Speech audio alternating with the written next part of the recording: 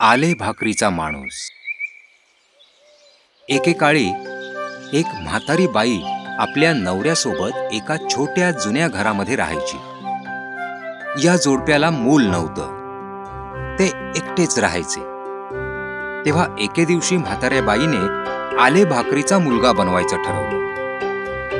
अहो कारभारी, मी आज आले भाकरीचा माणूस बनवणार आहे. तिने सगळी तयारी केली. मग काळजीपूर्वक कणिक मळून घेतली, गोळा लाटून घेतला आणि मग एक सुंदर आले भाकरीचा माणूस कोरून काढला. आहा, किती चांगला वाटतोय हा आले भाकरीचा माणूस. मी आता याला भाजून घेते. मग म्हाताऱ्या बाईनं त्याला भाजण्यासाठी अवनमध्ये ठेवलं. तिने थोडा वेळ वाट पाहिली आणि मग ती पुन्हा अवनकडे गेली. याचा छान वास येतोय. तिने आयसिंग करून त्याचे केस आणि तोंड बनवलं. त्याच्या डोळ्यांसाठी तिने गोळ्यांचा वापर केला आणि बटनांसाठी चेरीचा वापर केला. सगळं झाल्यानंतर आले भाकरीचा माणूस ताडकन उठला आणि त्याला पळताना पाहून बाईला आश्चर्य वाटलं. मला खाऊ नका. तो खिडकीतून बाहेर पळाला. थांब थांब. पळ, जितकं जलद पळता येईल पळ. कोणीच मला पकडू शकत नाही, कारण मी आले भाकरीचा माणूस आहे. म्हातारी बाई त्याच्या मागे धावली, परंतु ती त्याला पकडू शकली नाही आणि आले भाकरीचा माणूस पळतच राहिला. थांब. पळत असताना त्याला एका गायीनं पाहिलं. तुझा ताजा ताजा वास येतोय, खाण्यासाठी अगदी उत्तम. मी एका म्हाताऱ्या बाईपासून दूर पळालो आहे आणि मी तुझ्यासारख्या जाड गायीपासूनही दूर पळू शकतो. मी नक्कीच पळू शकतो. आणि ती गाय त्या छोट्या माणसामागे धावली. पण आले भाकरीचा माणूस जोरात पळत होता. पळ, जितकं जलद पळता येईल पळ. कोणीच मला पकडू शकत नाही, कारण मी आले भाकरीचा माणूस आहे. गाय देखील आले भाकरीच्या माणसामागे म्हातारी सोबत पळत होती, पण ती त्याला पकडू शकली नाही. आले भाकरीचा माणूस धावतच राहिला आणि लवकरच वाटेत त्याची भेट डुकराशी झाली. तू खूप चविष्ट दिसतोयस.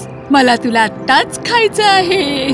खूप प्रयत्न कर घाणेरड्या डुकरा, तू मला पकडू शकत नाहीस. मी म्हाताऱ्या बाईपासून दूर पळालो, मी गाईपासून दूर पळालो आणि मी नक्कीच तुझ्यापासूनही दूर पळू शकतो. नक्कीच. पळ, जितकं जलद पळता येईल पळ. कोणीच मला पकडू शकत नाही, कारण मी आले भाकरीचा माणूस आहे. आले भाकरीच्या माणसाला पकडण्यासाठी डुक्करही बाई आणि गाईच्या सोबत आला, पण तोही त्याला पकडू शकला नाही. आले भाकरीचा माणूस पळतच राहिला. पळत असताना कोंबडीने त्याला पाहिलं. ओ हो हो, काय जेवण आहे. याला मी माझ्या पिलानं खाऊ घालीन. कोंबडी देखील आले भाकरीच्या माणसामागे धावू लागली.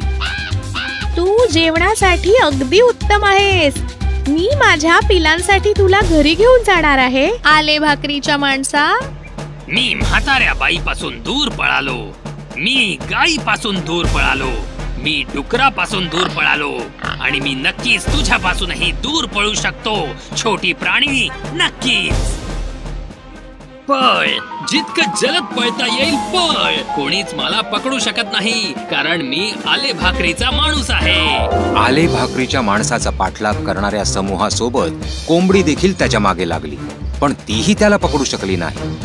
आले भाकरीच्या माणसाला स्वतःबद्दल खूप गर्व वाटू लागला. किती हळूहळू पळतात ही सगळी जण. पुढे पळता पळता त्यानं वेग कमी केला, कारण पुढे नदी होती. तो घाबरला, कारण तो पाण्यामध्ये भिजला असता. नदीजवळ त्याने एका कोल्ह्याला पाहिलं, जो पाणी पित होता. आज पोटासाठी किती चांगलं जेवण मिळेल.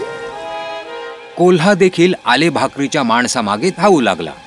हे तूच तरुण माणसा, आपण मित्र होऊ शकतो का, जर तुला अडचण नसेल तर. पहिल्यांदाच आले भाकरीच्या माणसाने असं काहीतरी ऐकलं होतं. ऐकून त्याला खूप खूप आनंद वाटला. बरं कोल्हे बुवा, काहीच अडचण नाही, पण माझी एक अट आहे. बोल आले भाकरीच्या माणसा. तू मला ही नदी पार करायला मदत करशील? नक्कीच तरुण माणसा, का नाही. आले भाकरीच्या माणसाला खूप हायसं वाटलं. ये आले भाकरीच्या माणसा, माझ्या पाठीवर बस, मी तुला नदी पार करून देतो. आले भाकरीचा माणूस त्याच्या पाठीवर बसला आणि त्यानंतर धूर्त कोल्हा नदीच्या दुसऱ्या टोकावर पोहोचला. त्याने त्याला हवेत फेकलं आणि आपलं मोठं तोंड उघडलं. आले भाकरीचा माणूस गिळून टाकला. हा खरेच चविष्ट होता. अशा प्रकारे आले भाकरीच्या माणसाचा शेवट झाला.